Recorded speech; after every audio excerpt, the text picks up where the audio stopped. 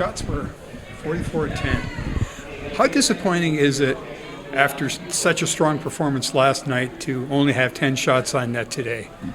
It's the most disappointed I think I've been after a game, and it's not the result. I'm disappointed in how our players wanted to buy in. I mean, we had 13 forwards and 5 defense with the suspension to Van Vliet, and our intention is to get everybody in the last few games. And you could just see how the negative effect that had on other players, and that went to a me instead of a we type aspect, that they weren't getting their typical minutes. And I thought that was reverberated around the team as far as our effort level, and I don't think we got much from anybody up front. So it's tough, and you could see that effort level and care level, I think, in our game through 60 minutes. And the biggest message for us is control what you can, and if you're a player that wants more minutes, you got to make a difference on the ice too. So we tried to spread it out as much as we could with 13 forwards, and that was. We didn't get much from anybody up front here tonight except for Rubes. I thought was pretty good. Now, I know it was a quick turnaround, but I expected more of a momentum carryover from last night. I expected the same. Yeah.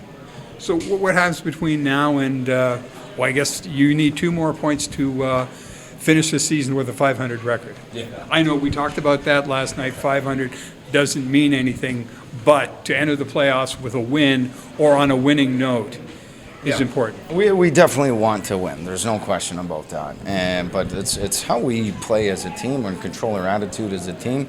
When we're a team-first organization, you can go back and say, hey, this has been a good spot. When we're a me-first type team, we have not had success. We've been a me-first type team here for a little while, and we got to get back to doing what it takes to play as a team to win. How frustrating is it that you have to preach the same message over and over again? That's my job, and frustration, comes in all sorts of forms when you're a hockey coach. But yeah, that's our job to remind them, and sometimes you need a kick in the bum and a pat on the back, and it depends on how you deliver that message. But yeah, that's you have to constantly remind them, no question. Is it more frustrating at this level than when you were in the ECHL? No, because again, this is where you get to develop and mold these young players. When they're an adult, they're usually molded already into what they are. So, just telling them time and time again, the only way that they're going to learn is through experience, and we have to make sure they get plenty of it here. But with 3 games left, we want to turn our attention towards the playoffs. Coach, I know it was difficult knowing that this team was red hot coming in here, 6-2-2 in their last 10. I know you probably wanted to go with Owen Flores because he hasn't played, and he played so well last night, but you had to put Humphreys in there. Was there any kind of delegation there in your mind?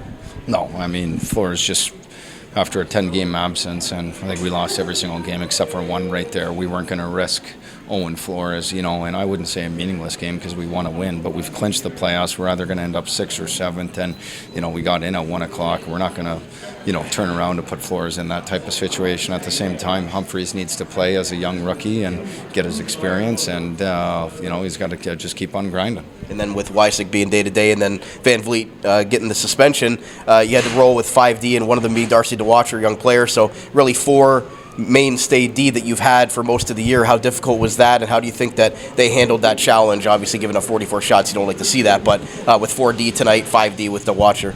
Yeah, I mean, there's no question about that, that the 5D were, did as an admirable job as they can, admirable. And, I wouldn't fault it on the defense. They got some really good players that made some really good plays, but our forward group only had 10 shots on net. So, I mean, I don't care how bad we were defensively. We didn't have anything offensively. What do you kind of attribute that to? I know you had the 3 power plays and things like that, but only getting 10 shots on net, is that just the entire 60-minute effort, or was it parts of games, or how would you assess only getting 10 shots, because it's very difficult to do? Well, we had a lack of execution. I mean, when you see them make plays, it's on the tape, it's handled. I mean, the amount of turnovers that force us to defend the entire game, unless we manage the puck and keep it going north, all the east-west play that we have just plays right into their type of game. And so I think it was, a team that decided to get on their own page and try to make plays off the rush that wasn't there. We've passed when we should have shot, and shot when we should have passed. And listen, it was a horrible game right from the start, and I don't think we had anybody dialed in to be able to say that they deserve to play more than the other guy here. So, it's one to forget. There's no question.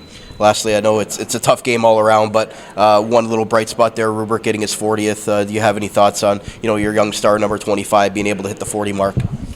It's an incredible achievement. I mean, say this, time and time again. He's an unbelievable human being. He's a great player. I mean, he's a great teammate. He's a great leader. Obviously, a shoot first, pass second type guy. But yeah, very happy to see him achieve a personal accolade. Before 3 games, I think he was hung up on 28 for the last 3 or 4 games last year too. So it's great to see him achieve that feat. And now we got to focus on making sure that we win as a group. Thanks, Coach. Thank you.